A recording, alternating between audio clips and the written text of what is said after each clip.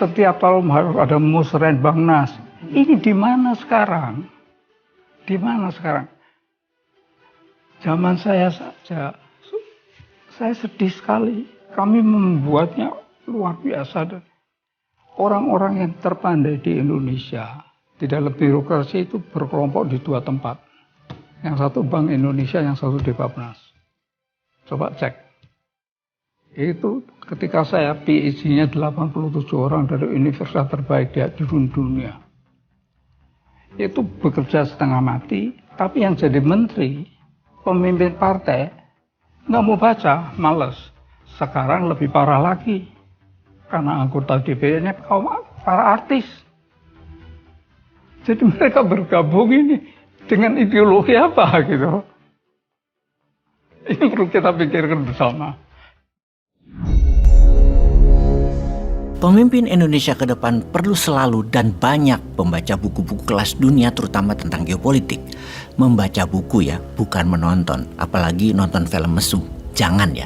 Ngomong-ngomong tentang buku, saya kemarin baru saja menemukan sebuah buku lama, buku tahun 2005-an yang saya ingin narasikan kepada sahabat, yang mudah-mudahan bisa menjadi pelajaran bernegara.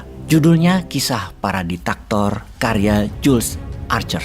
Buku tersebut mengulas bagaimana sepak terjang para diktator di dalam memerintah. Baik kekuasaan itu didapat dengan cara demokratis atau pemilihan langsung ataupun melalui kudeta. Yang menarik, asal-usul seorang diktator itu tidak mengenal asalnya. Bisa saja berasal dari kalangan elit, bisa juga dari kalangan kampung yang deso. Secara ideologi, diktator juga bisa berasal dari kalangan kiri, sosialis atau komunis, maupun dari kalangan kanan, liberal atau demokratis. Semua sama saja, nggak ada urusannya sama asal lahir dan ideologinya. Intinya, tindakan diktator bisa dilakukan oleh siapa saja yang haus kekuasaan. Orang-orang yang dikatakan melakukan tindakan diktatorship seperti Franco dari Spanyol, Juan Perón dari Argentina, Salazar dari Portugal, Fidel Castro dari Kuba, Diaz dari Meksiko, Mussolini, Stalin dari Rusia, dan lain sebagainya. Itu asal-usulnya beragam dan ideologi politiknya juga beragam. Cara mengambil kekuasaannya juga beragam. Ada yang demokratis, ada yang dikudeta, dan ada yang mengkudeta. Jadi isi buku itu saya coba sarikan kepada sahabat semua. Hal apa yang kebanyakan dilakukan oleh seorang diktator untuk melanggengkan kekuasaan itu?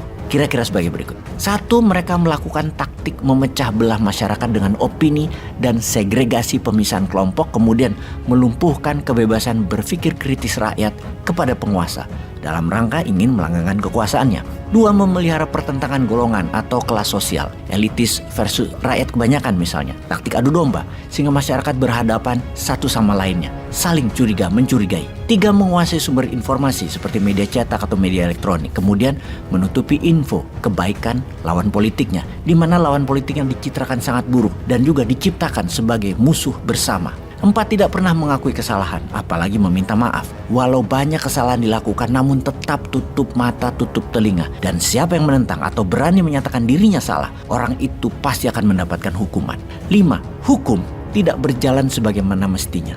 Tajam ke bawah, tumpul ke atas.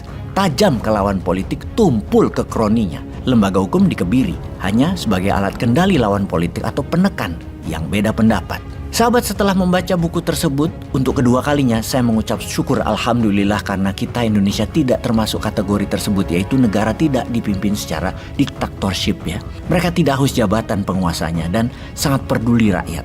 Karena kalau ada kemiripan dalam 5 poin di atas, maka kita sebaiknya mendengar cerita tentang kisah keledai dan macan berikut ini. Pada suatu hari, keledai berkata, "Rumput itu biru." Macan pun menjawab, "Ya enggak lah, rumput itu hijau. Biru, hijau, biru, hijau." Mereka berdua saling berdebat. Keduanya berdebat dengan panas, penuh emosi, yang kemudian keduanya mencari jalan tengah. Keduanya akhirnya menghadap sang Raja Rimba yang terkenal adil, sang singa, untuk memberikan jawaban mana dari mereka yang benar. Raja Rimba, sang singa, sedang duduk di singgasananya di atas bukit, mendengarkan dengan seksama ketika sang keledai berteriak, "Yang mulia, apakah benar bahwa rumput itu warnanya biru?" Sang Raja Rimba menjawab, "Benar, rumput warnanya biru." Kemudian keledai itu maju lebih depan lagi ke hadapan sang raja dan berkata, "Itu macan tidak sependapat dengan saya dan mengatakan rumput itu hijau. Padahal rumput itu biru. Mohon macan itu dihukum yang mulia." Kemudian sang raja mengumumkan, "Kamu macan dihukum 1 tahun penjara. Mendengar keputusan sang Raja Rimba, keledai bersorak sukacita menari-nari sambil berkata, rumput itu biru. Macan dengan jantan menerima hukuman tersebut, namun tetap mempertanyakan keputusan sang Raja Rimba. Yang mulia, kenapa saya dihukum? Bukankah rumput itu benar hijau warnanya? Raja Rimba pun menjawab, benar adanya, rumput itu hijau. Kemudian sang raja meneruskan kalimatnya, sesungguhnya hukumanmu itu tidak ada hubungannya dengan apakah rumput itu warnanya hijau atau biru. Hukuman itu adalah untuk kamu yang gagah berani dan pintar. Mengapa kamu menghabiskan waktu berdebat tidak ada gunanya dengan keledai yang bodoh dan tukang mengeluh tersebut?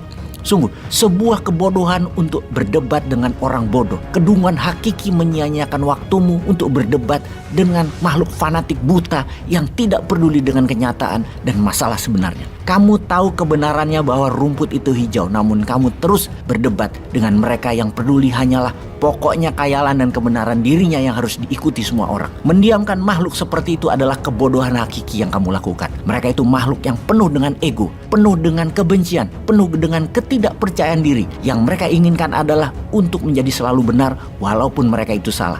Mereka haus perhatian, mereka gelisah dengan apa yang mereka punya, dan mereka takut diambil haknya oleh orang lain, padahal mereka mengambil. Kamu dihukum karena ketidakpedulian kamu akan hal yang lebih penting.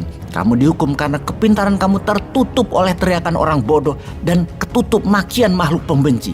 Padahal damai dan ketenangan hanya ada ketika kebenaran dan keadilan ditegakkan. Yang semua ini tidak akan terjadi kalau kamu hanya berargumen dengan makhluk bodoh dan mendiamkan perilakunya yang haus perhatian dan ketidakamanan dirinya. Kau diamkan. Peace.